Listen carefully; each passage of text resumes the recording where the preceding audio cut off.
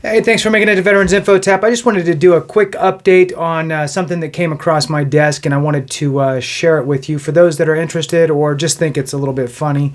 Either way. It's the thumbnail is up in smoke, right? So is the VA up in smoke? Well, Congress is pushing for them to be.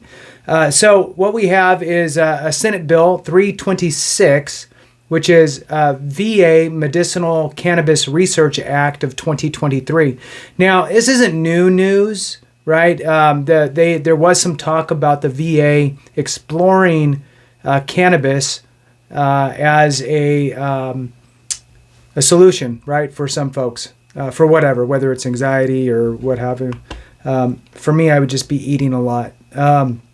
In any case, this last action on this bill was on March 23rd, so a few days ago, and it's placed on the Senate legislative calendar under its general orders.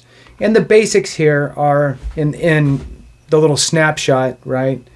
It states that this bill requires the Department of Veterans Affairs to study the effects of cannabis on veterans who are enrolled in the VA healthcare system and have been diagnosed with PTSD or chronic pain. So that would make you an eligible veteran. So if you have PTSD or chronic pain, that's where this cannabis could lead into cannabis being prescribed, right?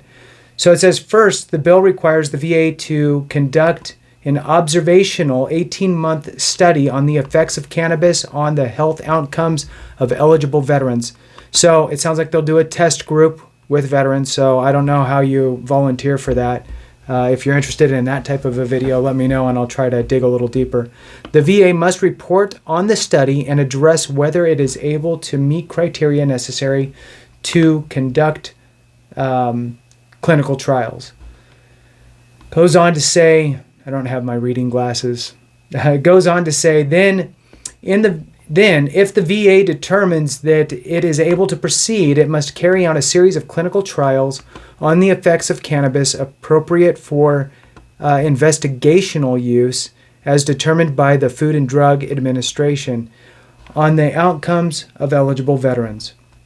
The VA must carry out long-term observational study on the clinical trial participants. The VA may terminate the trials if it is unable to meet clinical guidelines requirements or the trials would create an excessive risk to participants.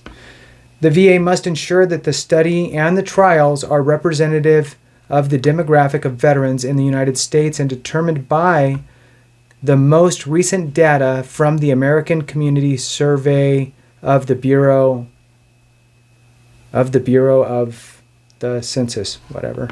The study and trials must include mechanisms to ensure data preservation and registration is necessary. And that's pretty much the end of the little snapshot. The bottom line is that this is basically looking to open the doors for cannabis research for veterans experiencing PTSD or chronic pain.